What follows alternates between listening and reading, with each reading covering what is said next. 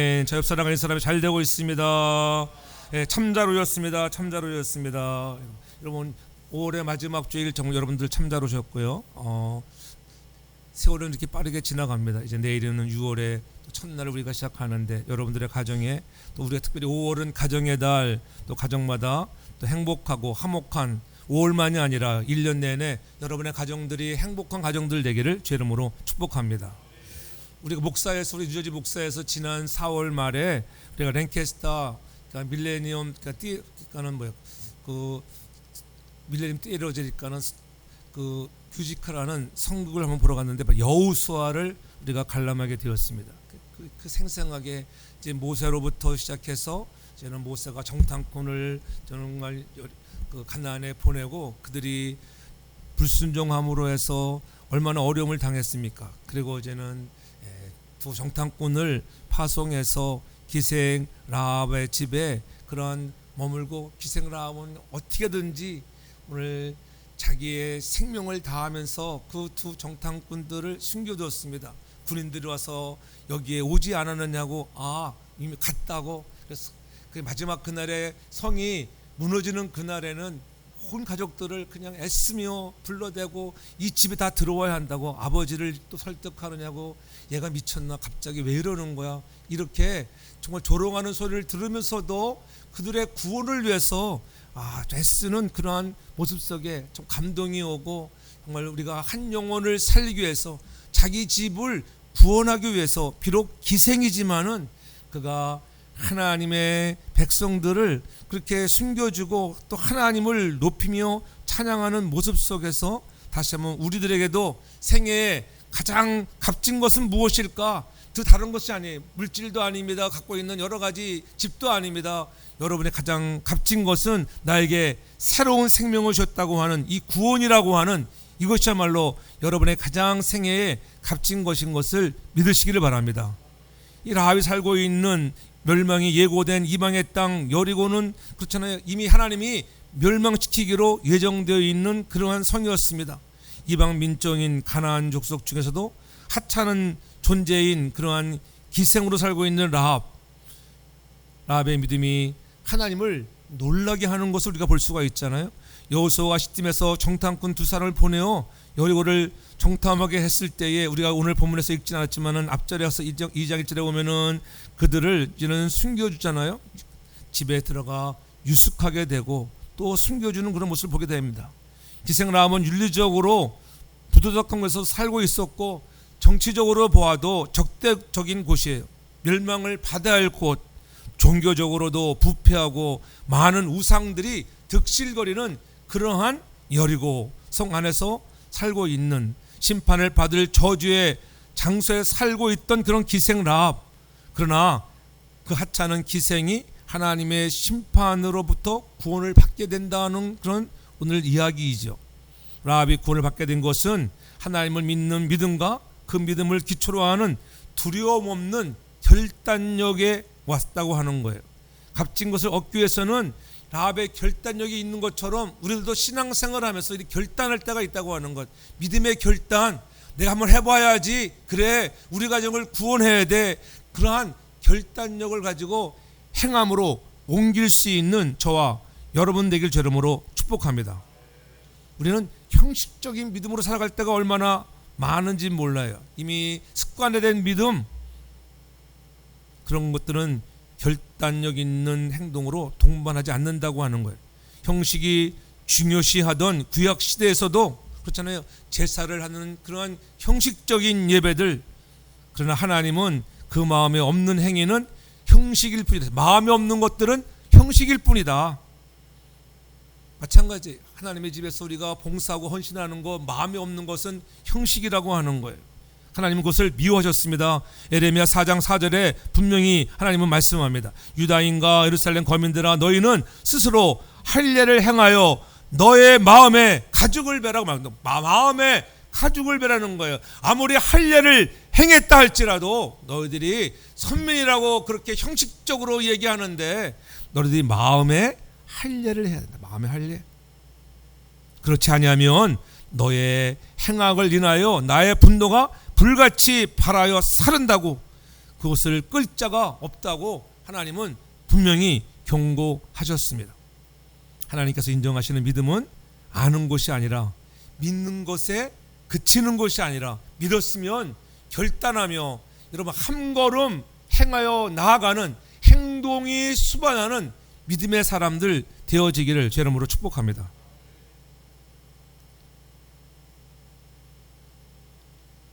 즉각적인 결단력과 행동하는 믿음으로 나타내 보여야 합니다. 이것이 믿음이에요.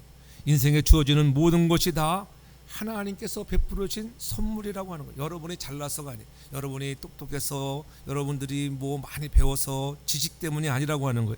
그래서 에베소서 2장 6절에 늘 8절 이하에 늘 우리가 얘기했잖아요. 너희가 그 은혜를 인하여 믿음으로 말미암아 구원을 얻었나니 이것이 너에게서 난 것이 아니라 하나님의 은혜라. 그렇잖아요. 하나님의 은혜의 선물이라고 하는 것. 행위에서 난 것이 아니니 이는 누구든지 자랑치 못하게 할 것이라. 그렇게 말씀. 야, 이게 믿음이 하나님의 구원의 선물로 되었는데 행위가 아니라. 근데 오늘 반복되는 것은 뭐예요? 또 오늘 기생 라합은 들은 것들 가지고 행위를 통해서 믿음을 얻었다고 말씀하고 있는 거예요. 그러므로 상충되는 것 같지만은 전혀 그렇지 않은 거예요. 여러분 믿음이 들어오면 행함으로 나갈 수 있는 자가 되기를 제 이름으로 축복합니다. 믿음이 들었으면은 상천하지의 하나님, 그 하나님이 너희들이 섬기는 하나님, 나도 그분을 신뢰한다. 우리가 망할 것을 내가 안다. 내가 그래서 너희를 돕는다고 하는 그런 마음이죠. 구원은 사람의 노력으로 얻어지는 것이 아님을 말씀합니다. 그러나 더 중요한 것은 예수님께서도 십자가의 죽음으로써 구원의 길을 열어놓았지만은 이 구원을 얻기 위해서는 어떻게 자기를 부인하고 자기 십자가를 지는 결단, 여러분에게 주어진 십자가를 지는 결단이 있어야 할 줄 믿으시기 바랍니다. 자, 입술로만 나 예수를 믿습니다. 정말 믿는지 안 믿는지 누가 알 수 있겠어요? 알지 못합니다. 그러나 나에게 주어진 십자가를 지고 가는 자, 여러분, 그래서 행함이 없는 믿음은 죽은 믿음이라고 야고보 사도는 늘 강조하고 있잖아요. 그러한 말씀을 듣고 오늘 라합이 이스라엘의 정탐꾼을 숨겨준다고 하는 것은 목숨을 건 결단이라고 하는 거예요. 목숨을 거는 일 없이는 할 수가 없는 거예요. 지금 우리는 쉽게 생각하지만은 그 당시에는 얼마나 무섭지. 군사들이 막 달려와가지고 그러지? 너 여기다가 정탐꾼을 숨기지 않았니? 그러지? 생명을 거는 일이었습니다. 라합은 이스라엘 정탐꾼을 숨겨준 행동이 자신과 온 가족이 구원을 얻기 위한 것임을 분명히 밝히고 있는 모습을 볼 수가 있잖아요. 그래서 12절에 그렇게 얘기하잖아요. 그러므로 청하노니 내가 너희를 선대하였은즉 너희도 내 아버지의 집을 선대하라고 이렇게 얘기해요. 나의 부모와 남녀 형제와 무릇 그의 안에 모든 자들을 살려주어 우리의 생명을 죽는 데서 건져내기로 이제 여호와로 맹세하게 하고 내게 진실한 표를 내라고 13절에 이렇게 얘기하는 거예요. 진실한 표를 내라. 진실한 표. 여러분들에게 좀 담대하게 믿음이 있으면 여러분도 담대하게 말할 수 있어요. 하나님께 얘기해도 하나님 나에게 진실한 좀 표정을 주어보세요. 내가 그들을 선대했는데. 성경에는 그런 여인들이 많이 있잖아요. 모압 여인 룻이 그랬습니다. 내가 죽기 전에는 어머니 곁을 결코 떠날 수 없습니다. 그런 결단 계속 가라고 하는데 따라가는 거예요. 에스더가 죽으면 죽으리라 왕 앞에 나아가는 것입니다. 그런 결단이 있어야 된다고 하는 것. 우리는 그런 결단이 있는지 다시 한번 돌아보아야 합니다. 자신의 가장 값진 생명을 위하여 결단하고 행동했던 그런 라합을 우리가 본받아야 돼. 그래서 우리에게도 이러한 믿음의 결단이 있기를 제 이름으로 축복합니다. 하나님은 그러한 믿음을 기뻐하시는 거예요. 출애굽을 경험한 이스라엘 백성들도 하나님을 향해 그런 뜨거운 믿음으로 고백하지 않았는데 어떻게 기생이 이런 뜨거운 믿음의 고백을 할 수 있을까? 하나님께서 땅을 내려보시면서 정말 중심에 뜨거워지는 마음이 있다고 성경은 그렇게 우리에게 표현하고 있어요. 요엘서 2장 18절에 보면은 그렇게 말씀하고 있는 것을 볼 수가 있어요. 그때 여호와께서 자기 땅을 위하여 중심이 뜨거우시며 그 백성을 긍휼히 여길 것이라. 여러분들이 하는 것을 보시고 막 하나님의 마음이 막 뜨거워지면 어떻게 했어요? 어떻게든지 내가 얘를 좀 복주어야 되는데, 잘 되게 해야 되는데, 여러분 하나님의 마음을 좀 뜨겁게 하는 자가 되길 저로 축복합니다. 하나님의 마음을 뜨겁게 해보세요. 그러면 여러분 역사가 나타납니다. 질병 물러가는 거예요. 하나님의 마음을 뜨겁게 하지 못하니까 질병이 물러가지 않아요. 하나님의 마음을 뜨겁게 보세요. 여러분 물러가는 거예요. 의심하자. 의심해. 예수 이름으로 여러분 스스로 믿음 갖고 한번 하나님을 내가 뜨겁게 하는 그런 믿음의 결단을 보여주면 하나님이 감동하신다니까요. 하나님께서는 선민들을 사용하는 것보다는 차라리 부도덕한 것, 부족한 사람들, 그렇죠? 하나님은 멋진 사람들을 쓰기보다는 좀 모자라고 그런 사람을 쓰기를 원했던 것 같아요. 아마 삼위 하나님께서 성부, 성자, 성령께서 의논하셨던 것 같아요. 가만히 보니까는 저 기생 라합을 봐라. 저렇게 기생이고 몸 파는 여인인데 저런 여인을 통해서 한번 우리가 구원의 사역을 해보면 어떨까? 그렇게 아마 의논했을지도 몰라요. 그래서 예수님께서 세상에 오셔서 부도덕한 사마리아 여인을 구원의 도구로 사용했잖아요. 남편이 몇인지 자기도 잘 모르는 부정한 여인.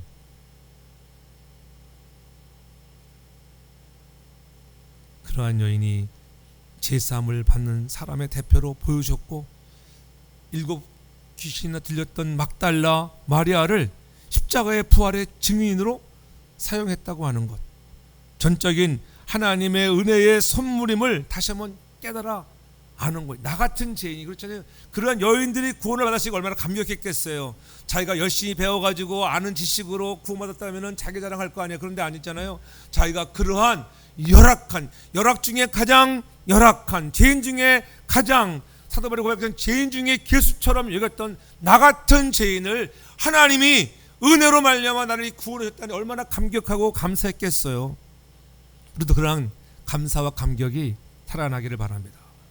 하나님, 내가 이만큼 하는데 왜 이래요? 우리 그럴 때가 많잖아요. 그러나 우리가 오늘 그러한 여인들처럼 낮은 자리에 있던 여인들, 사회적으로 가장 낮고 소외된 자리에 있던 사람들, 손가락질 받는 그런 인생의 자리에 있는 여인들을 하나님은 부르셔서 멋지게 쓰시는 거예요. 오늘 기생 라합이 그런 사람 아니겠어요?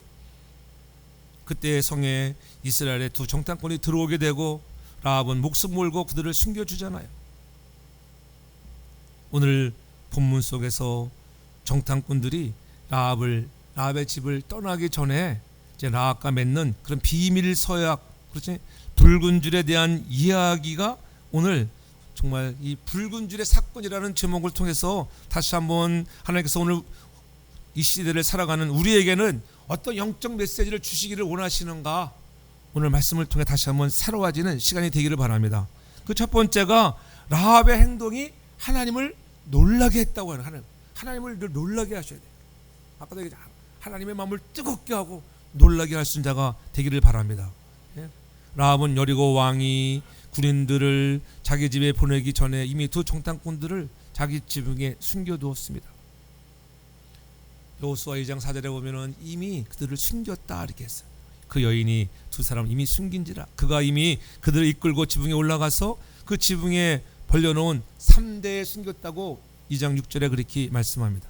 기생 라합은 생명의 위협을 무릅쓰면서 하나님께서 보내신 사람들이라고 믿은 2 사람에게 친절과 자비의 손길을 폈다고 하는 거예요.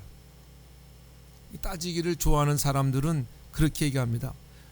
라합이 2 사람을 숨기면서 안 숨겼다고 거짓말하죠. 왜 하나님 앞에 거짓말한 사람이 어떻게 그렇게 될 수 있습니까? 이렇게 여러분 잘못을 범했다고 쓸데없는 비난의 말을 하는 사람들도 있습니다. 그러나 야고보서 저자는 그 2 정탐꾼을 숨긴 라합의 행동을 아주 높이 평가했다고 하는 그것이 야고보서 2장 25절에 그렇게 말씀하고 있는 것을 볼 수가 있어요. 또 이와 같이 기생 라합이 사자를 접대하여 다른 길로 나가게 할 때에 행함으로 의롭다 하심을 받은 것이 아니냐. 야고보는 계속적으로 우리에게 가르쳐준 거예요. 너희들이 믿음이 있다고 하면서 행함이 없으면은 뭐야? 죽은 믿음. 근데 라합은 그 행함으로 오늘 믿음을 구원 얻었다고 이렇게 오늘 강조하고 있는 것을 볼 수가 있어요. 여기서 우리가 잘못 판단하면 구원은 행함으로 받는 거다, 그런 의미가 아닌 것을 여러분들이 깨달아야 돼요. 오늘 야고보 사도가 우리에게 깨달아 하는 것, 너희들이 그렇게 하나님을 전적으로 신뢰하는 그 신뢰 안에서 이루어지는 일이라고 하는 것. 인간의 윤리와 도덕이 옳은 것이긴 하지만은 하나님에게는 더 높은 차원의 윤리와 도덕이 있음을 우리에게 알려주고 있는 거예요. 하나님이 원하시는 더 높은 윤리와 도덕이 있다고 하는 거예요. 그것이 바로 죄인 구원의 윤리와 죄인 구원의 도덕입니다. 죄인들을 구원하시기 위한 윤리가 있습니다. 도덕이 있습니다. 희생과 창렬을 받으시고 구원하시는 것이 바로 더 높은 차원의 하나님의 윤리와 도덕이라고 하는 것을 잊지 않기 바랍니다. 여러분, 어떤 것이 더 중요하겠어요? 그 윤리 때문에 오늘 하찮은 사람을 죽임을 받게 하는 것이 더 옳은 것인가, 그 사람을 구원하는 것이 더 옳은 것인가? 그렇지? 주님도 늘 바리새인들과 서기관들과 그러한 논쟁거리가 아니겠습니까? 배가 고프면은 쥐라도 먹어야 돼. 할 수 없어요. 그렇잖아요. 죽는 것보다 나아요. 내가 구원 얻어야 돼. 하나님의 말씀을 먹음으로 해서 구원을 얻어야 하는 것입니다. 자기 생명의 위험을 무릅쓰고 하나님께서 보내신 사자들을 자기 집에 숨긴 것이 하나님의 윤리와 도덕에서는 얼마든지 받아들일 수 있는 행동이었고 칭찬받을 수 있는 행동이었다고 하는 것을 잊지 않기를 바랍니다. 라합이 자기 생명을 내어놓고 그들에게 자비를 베풀고 접대하는 것을 보면서 여러분, 누가 놀랐겠어요? 먼저 정탐꾼들이 얼마나 놀랐겠어요. 이 여인은 어떤 여인이 이게 우리를 숨겨주다니. 그렇죠? 지금 막 나 쫓기는 몸인데 얼마나 긴박한 상황에 생각을 해보세요. 지금 막 군인들이 자기를 잡아, 이미 그 성에 정탐꾼들이 왔다고 하는 것을 알았잖아요. 알았대. 긴박한 상황이에요. 많은 군대들이 그냥 말을 타고 왔어. 다 그지는 이 라합의 집에 들어갔은 걸 막 알고 막 두시잖아요. 여기저기 막 두시는데 저를 숨겨둔다 걸려보세요. 자기는 목숨이 날아가는 거예요. 자기만 죽습니까? 아버지, 어머, 다 자매, 형제 다 죽는 거예요. 또 누가 놀랐겠어요? 두 정탐꾼의 보고를 듣는 여호수아가 얼마나 놀랐겠어요. 여호수아 대장님, 우리가 여호수아 안에 들어갔는데 이런 기색 라합이라는 여인이 우리를 이렇게 접대하고 우리를 숨겨주었습니다. 오? 그런 여인이 있다고? 얼마나 놀랐겠어요.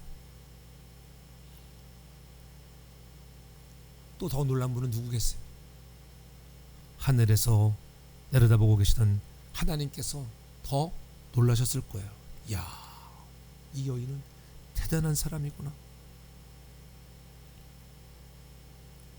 모세를 통해서 신명기 10장 19절에 그렇게 말씀하잖아요. 너희는 나그네를 사랑하라. 전에 너희도 애굽 땅에서 나그네 되었음이니라. 나그네를 사랑하라고. 근데 그렇게 나그네를 사랑하라고 가르쳤는데 이스라엘 백성들이 나그네를 사랑하지 않았거든요. 근데 이방 여인인 그는 자기 집에 나그네로 온 그런 그 성을 멸망하고자 하는 정탐꾼, 적 아니에요. 적. 어떻게 보면은 적이에요. 그런데 그들을 어떻게 대접했다고 하는 거예요. 나그네를 대접했습니다. 늘 제가 가끔 얘기하잖아요. 나그네를 잘 대접하길 바랍니다. 나그네가 오면 대접할 줄 알아야 돼요, 여러분. 교회에 손님이 오잖아요. 대접할 줄은 막아서 나그네. 여러분, 마음 중심이 어디에 있냐. 나그네 한번 대접하는데 뭐 큰 돈 드는 것도 아니죠. 솔직히 많이 써봐야 100불, 200불인데 여러분 외식 나가면은 100불, 200불 그냥 쓰잖아요. 그래도 우리가 얼마나 인색합니까? 교회에 선교사가 오나 외부 강사가 오나 그럴 때 내가 그 나그네를 대접하면 그 나그네를 대접할 상을 잊지 않는 것으로 믿으시기를 바랍니다. 이스라엘 백성들이 그렇게 가르쳤는데 불구하고 나그네를 사랑하지 못했는데 어떻게 기생이 몸을 파는 여인이 자기 생명의 위험을 무릅쓰면서까지 나그네들에게, 내가 보낸 사자들에게 자비와 도움의 손길을 펼 수 있을까? 놀란 거예요. 우리는 여러분들의 가정에서도 여러분 가정의 자녀들을 놀라게 할 수 있는 믿음, 이웃사람, 성도들을 놀라게 할 수 있는 믿음, 목사님을 좀 놀라게 할 수 있는 믿음이 있기를 저는 축복합니다. 단 여러분들이 이제 목사님을 좀 놀라게 심장마비가 나더라도 지금 너무 놀라게 해서 좋겠어. 놀라게 해서 이야 그런 일을 하시다니 감동이야 감동. 하나님 그 감동을 통하여 역사하시는 거예요. 믿음에는 반드시 나그네를 향한 자비의 행동이 따라야 하는데 라합의 믿음에는 나그네를 향한 자비의 행동이 따랐다고 하는 거예요. 믿음은 옳고 그름을 따지는 냉정한 지성이 아니에요. 뭐 잘했냐 못했냐 그러한 냉정한 지성이 아니라고 하는 거예요. 믿음은 불쌍히 여기는 긍휼과 자비의 마음이 있는가, 긍휼히 여기는 마음이 있는가. 어머니가 아기를 몸에 갖고 10달이 있는 그런 긍휼, 작은 것 같이 품는 마음이 있는가. 그래서 사도 바울은 그렇게 사랑으로 역사하는 믿음이 중요하다는 것을 얘기하잖아요. 야고보 사도는 계속적으로 야고보서 2장 24절에 그렇게 얘기합니다. 이로 보건대 사람이 행함으로 의롭다 하심을 받고 믿음으로만 아니니라 이렇게 강조하잖아요. 사람이 행함이 있어도 자꾸 강조하고 있는 거 우리 보시잖아요. 믿음으로만 된다고 되는 것이 아니야. 믿음이 있다고 해서 행함으로 안 하는 사람들 많이 보잖아요. 우리 솔직히 안 그래?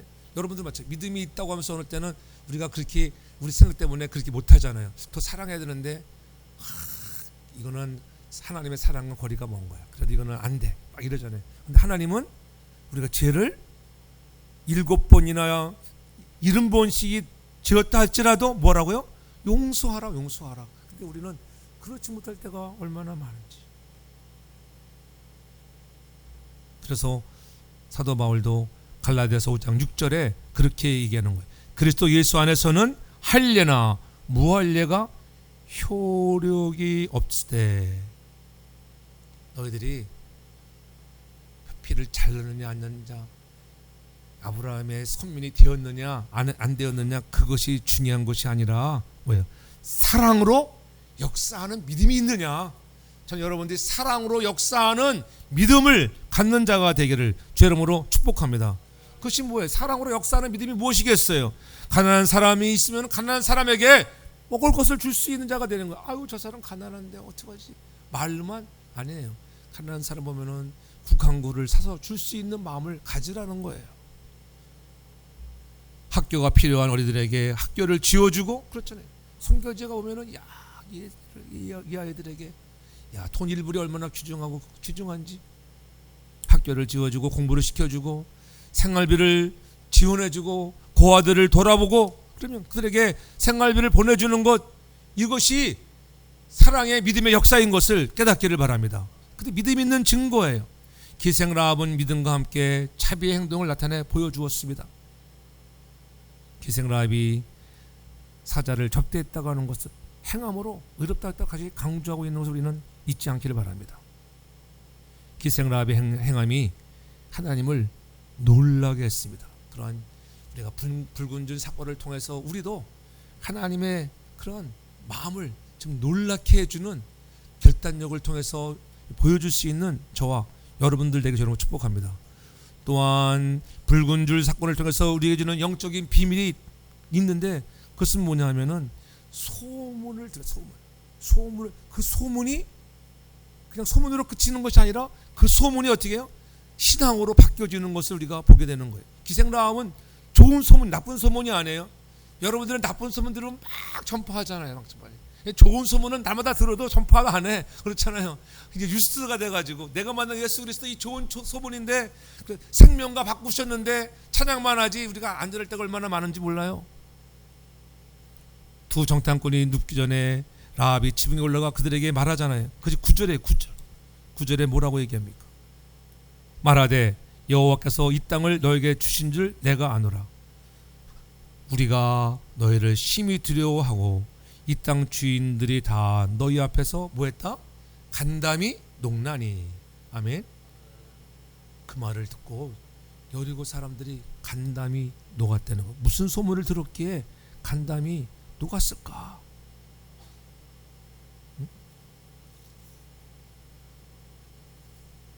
10절에 보니까 그렇게 얘기하잖아요. 10절의 말씀이 설명하죠. 이는 너희가 애굽에서 나올 때에 여호와께서 너희 앞에서 홍해의 물을 마르게 하신 일, 그 행한 일들을 들었다는 걸 고백하잖아요. 여러분, 홍해를 갈랐던 일은 지금 기생 라합이 지금 그 말을 듣고 있는 시간으로부터 언제적 이야기예요? 장로님, 언제적 이야기예요? 아니지, 40년 전 얘기죠.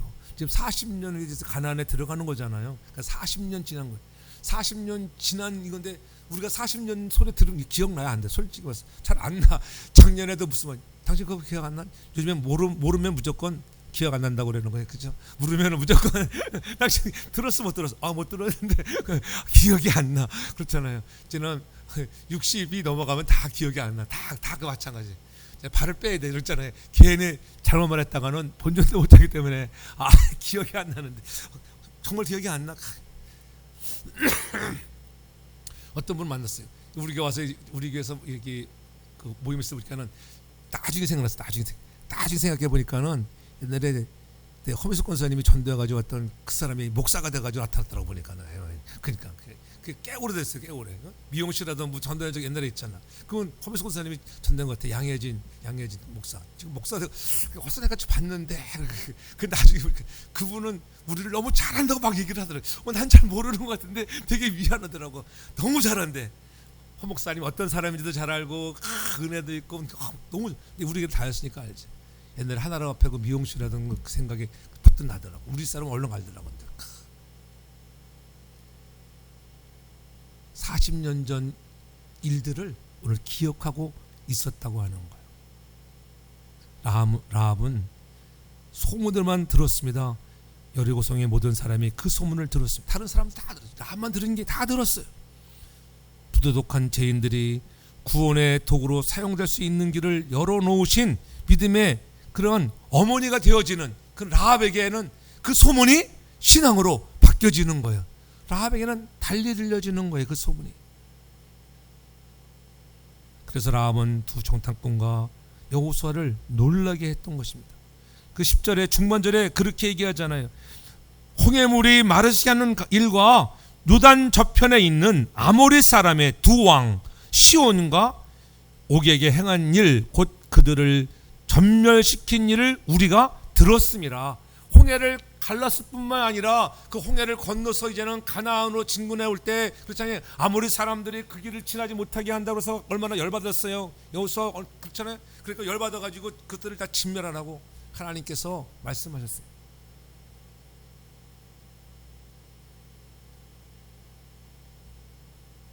거기에 헤스본과 시온, 바사랑 옥은 그렇잖아요. 그 물리친 이야기를 오늘 다시 한번 반복하잖아요.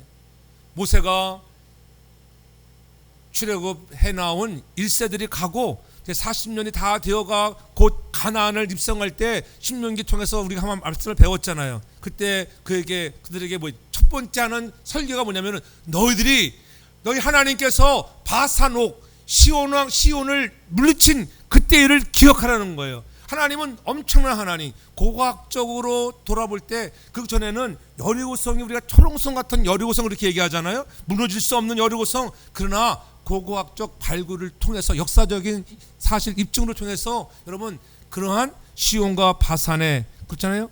그러한 웅장하고 그런 견고한 그 성문들이 여리고성보다 훨씬 두꺼웠다고 하는 거예요. 그런 것들 60여 개가 발견되었어요. 그런데 어떻게 그러한 성을 무너뜨렸다는 거예요. 무너뜨렸다. 그것이 민수기 21장 25절 26절 이렇게 말합니다. 이스라엘이 이같이 그 모든 성읍을 취하고 그 아모리인의 모든 성읍을 헤스본과 그 모든 촌락에 거하였을 때에 헤스본은 아모리인의 왕 시온의 도성이라. 그러니까 시혼의 도성이라고 하는 거. 그 성을 멸망시켰다고 하는 거예요. 시온이 모압 전황을 치고 그 모든 땅을 아르논까지 그 손에서 탈취하였다고 이렇게 얘기하고 있습니다. 그뿐입니까? 21장 33절 이하에는 바산왕에 대해서 얘기합니다. 바산왕 옥이 그 백성을 거느리고 나와서 그들을 맞아 에드레에서 싸우려고 하는데 지금 싸우려고 덤벼들었습니다. 근데 어떻게 됩니까? 34절에 여호와께서 모세에게 이르시되 그들을 두려워 말라. 내가 그의 백성과 그 땅을 네 손에 붙였나니 너는 헤스본에 거하던 아모리인의 왕 시온에게 행한 것 같이 그에게도 행할지라. 이에 그와 그 아들들과 그 백성을 다 합쳐서 한 사람도 남기지 아니하고 그 땅을 뭐 했다고요? 점령했습니다. 이 놀라운 일들을 소문으로 들어 알고 있는 여인이 라합이었습니다. 그러니까 이 엄청난 여리고 성보다 더 강한 성을 물리쳤던 소식들을 들은 소문, 그러니까 그들이 뭐였어요? 간담이 서늘했습니다. 그래서 9절 하반절에 이 일에 간담이 녹았다. 내 간이 녹을 일이 벌어졌네. 야, 엄청난 일을 하셨구나. 놀랐습니다. 우리들을 놀라게 한 여인이 아니겠습니까? 그 믿음으로 정탐꾼들을 숨겨두고 자기 목숨을 조금도 두려워하지 않고 그녀의 고백을 보십시오. 11절 같이 읽습니다. 우리가 듣자 곧 마음이 녹았고 너희의 영고로 사람의 정신을 잃었나니 너희 하나님 여호와는 상천하지의 하나님이시라. 마음이 녹았습니다. 근데 중요하잖아요. 너희가 믿는 그 하나님은, 그녀가 고백합니다. 상천하지 하나님, 하늘에도 계시고 땅에서도 오직 그분만이 하나님이시라고. 우상의 득실거리던 그러한 시대에 하나님만이 진정한 너희 하나님이 하나님이라고 고백하고 있는 건 놀라운 고백이 아니겠습니까?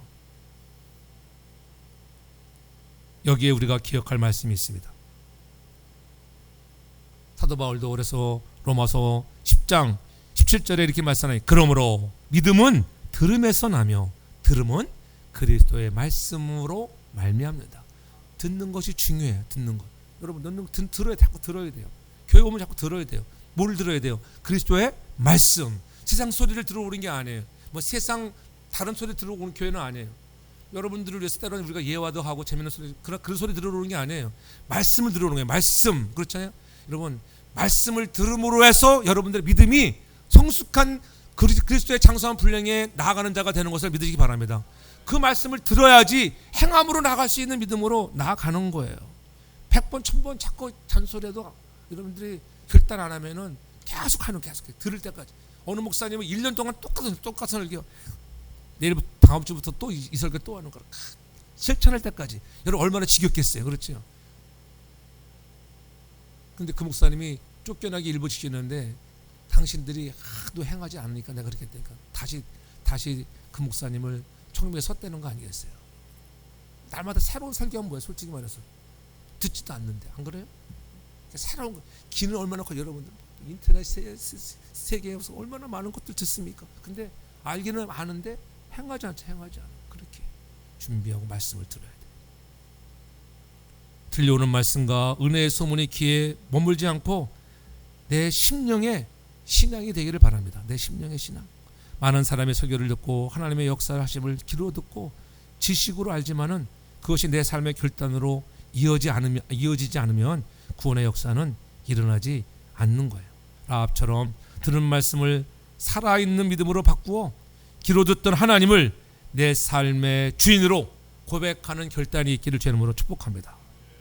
그때 귀로만 듣던 하나님이 눈으로 보여주는, 하나님이 이 사람들을 보내셨구나. 그러니까는 숨겨주는, 하나님은 신뢰하신 분이야. 그죠? 바산한 옥도 무르치시고, 엄청난 일을 행하신 분, 호야를 가르쳤다는 능력에 하나님, 상천하지 하나님인데 그 하나님을 신뢰했기 때문에 여러분 결단할 수 있었다고 하는 것입니다. 저와 여러분에도 그러한 믿음이 있기를 주님으로 축복합니다. 또한 오늘 기생 라합을 통해서 이 불군주 사건을 우리에게 주는 영적인 메시지, 가장 중요한 것, 구원의 유일한 표식, 붉은줄을 메어 달아야 하는 거예요. 아무리 들었고 너를 구원할 거야 알았다 할지라도 라합이 여러분 자기 집 앞에 이 붉은 줄을 내려놓지 아니하면 구원이 임하지 않는 것입니다. 18절을 이렇게 해요. 18절. 오늘 본문 18절을 이렇게 합니다. 우리가 이 땅에 들어올 때에 우리를 달아 내려온 창에 이 붉은 줄을 메고 내 부모와 형제와 내 아버지의 가족을 내 집에 모으라. 붉은 줄을 매라는 거예요. 붉은 줄을. 이 붉은 줄을 매는 것이 얼마나 중요한지. 정탐꾼들은 탈출할 때 타고 내려간 그 창문에 붉은 줄을 메어 두라고 그렇게 말씀합니다. 추후 이스라엘 군대가 여리고 성을 함락시킬 때에 그 창문에 붉은 줄이 내려진 집만큼 절대로 손대지 않고 구원하겠다는 그런 피의 서약이에요. 피의 서약. 이 붉은 줄은 성경 전체를 관통하는 그런 구원의 모형입니다. 예수 그리스도의 보혈의 예표잖아요. 붉은 사건을 통하여 이렇게 그것을 믿고 주를 내리는 자들은 구원을 친다고 하는 것. 여러분, 이것을 통해서 우리는 어떤 것을 연상해요? 출애굽 사건을 연상한 출애굽. 하나님이 이스라엘 백성들을 출애굽시키기로 할 때 바로가 말을 듣지 않잖아요. 마지막 재앙을 통해서, 그렇죠?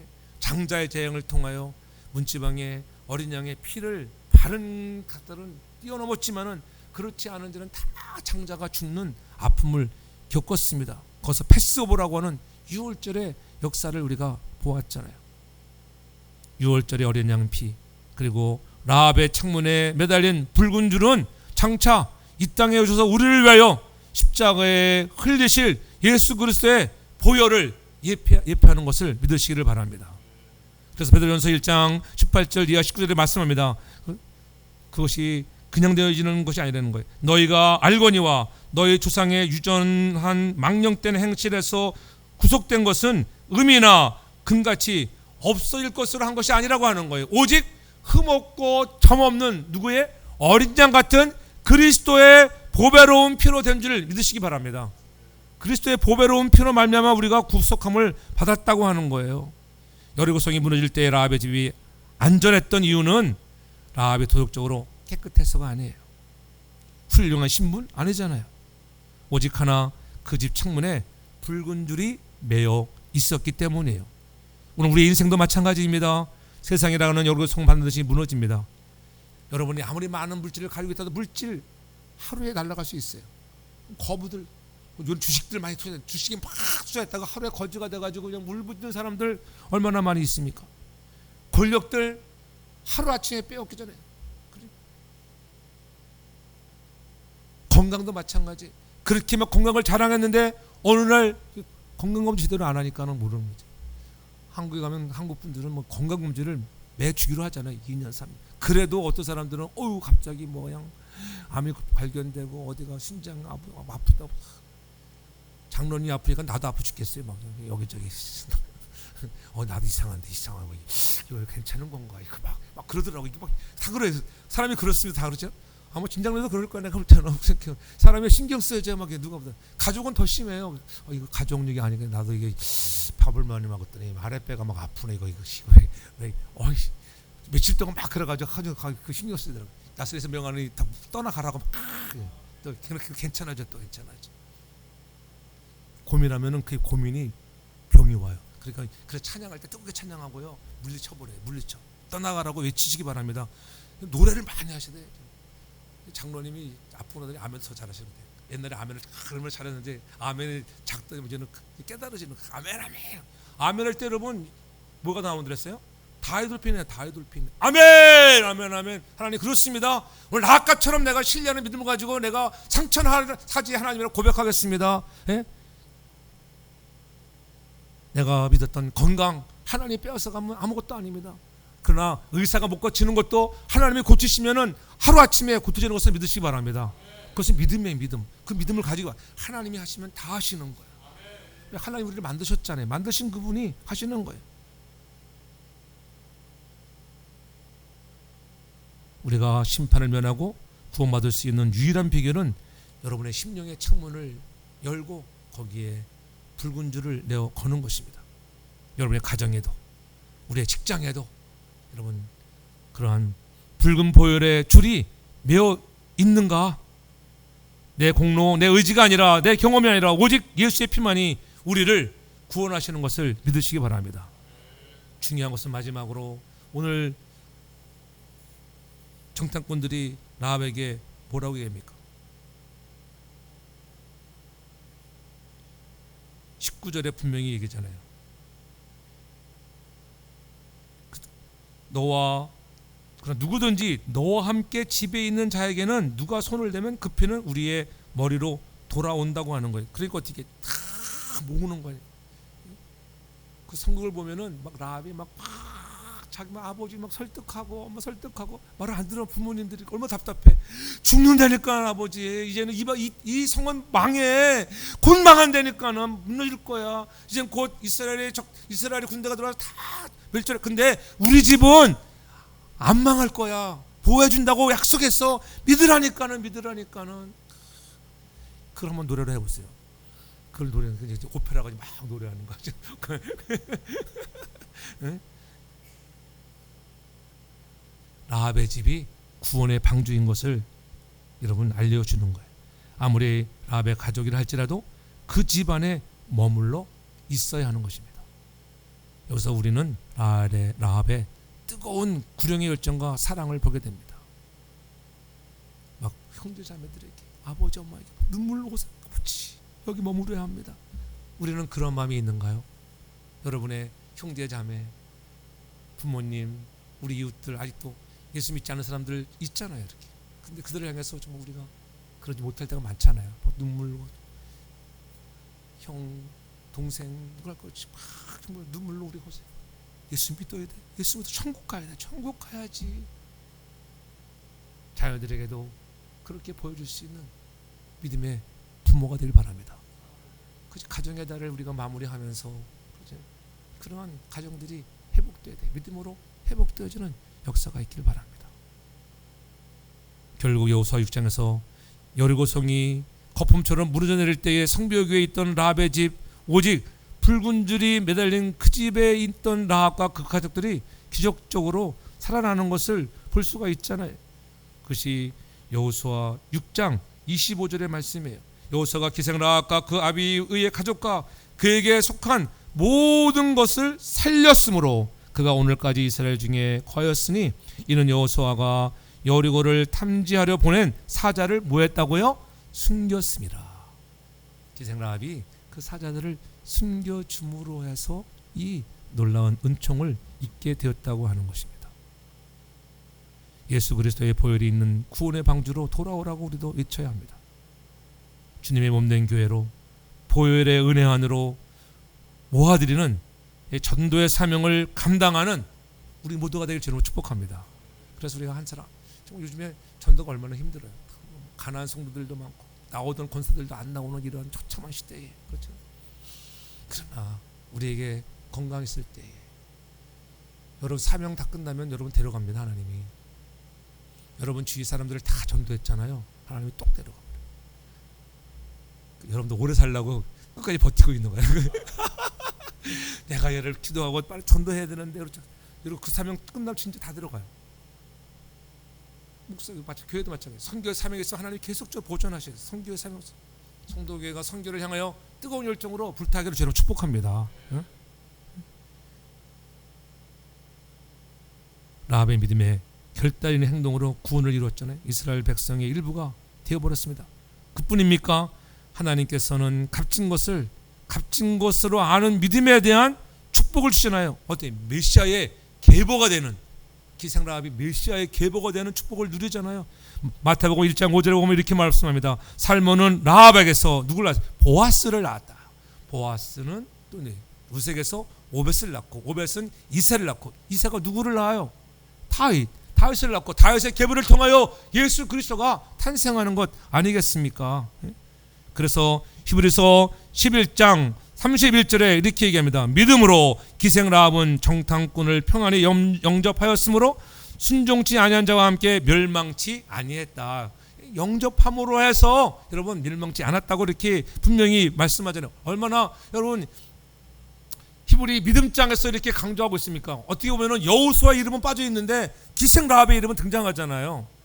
전 여러분들의 이름이 그러한 믿음장에 올라가는 여러분 되길 저름으로 축복합니다. 내 집에 다 모으는 거예요. 그것은 이루는 것이 뭐예요? 사도행전 16장 31절 이렇게 되는 약속을 온전히 성취한 사건이 그거예요. 가로되 주 예수를 믿으라. 그리하면 너와 내 집이 구원을 받으리라. 여러분 예수를 믿어야 합니다. 믿지 않고는 역사가 나타나지 않습니다. 결국 여리고성이 무너져 내릴 때 붉은 줄을 매달은 그 집에 가족들만이 기생 라합의 가족들만이 여러분 기적적으로 살아났습니다. 오늘 구원받은 믿음의 사람들은 오늘 무너져가는 세상 속에서 안일하게 살아가는 그러한 우리의 부모들, 형제자매들에게 우리도 외쳐야 합니다. 구원의 방주로 돌아오라고, 들어오라고 눈물로 그들을 주님께로 은혜 안으로 모아 드리기를 바랍니다. 세상의 소리에 귀를 기울이며 두려워 떨지 말고 상처나지 하나님 온전히 신뢰하는 그 하나님을 믿고 오늘도 소중한 가족들, 아빠 엄마 예수 믿으면 천국이야, 우리의 죄를 다 용서해 줬다고 복음을 전할 수 있기를 바랍니다. 오늘 우리는 다시 한번 결단합시다. 우리의 마음의 창문에, 여러분의 가정의 창문에 예수의 붉은 줄을 높이 매달아 세상이 흔들리고 무너질 때 오직 주님이 주시는 완벽한 구원과 평화를 누리는 복된 성도와 가정 다 되어지기를 주의 이름으로 축복합니다. 사랑해 주님 감사합니다. 붉은 줄 사건을 통하여 우리도 기생락처럼 결단하는 믿음을 주시고 하나님께 정말 헌신하고 충성해서 하나님을 놀라게 하고 정탐꾼들을 놀라게 하고 여호수아를 놀라게 했던 그 믿음이 하나님 라합이 예수 그리스도의 계보를 이어가는 축복의 가정으로 변화되는 은혜가 우리들에게도 임하게 하여 주옵소서. 구원받아야 할 대상들 우리 주위에도 아직도 많이 있습니다. 하나님 우리에게 힘주셔서 감당할 수 있는데 오늘도 구원의 방주로 들어오라고 눈물 뿌려 우리가 호소하고 전하고 복음을 증거할 수 있는 믿음들, 사명자들 다 되게 하여 주시옵소서. 축복의 주인공들 되게 하옵소서. 예수님의 이름으로 기도합니다. 아멘.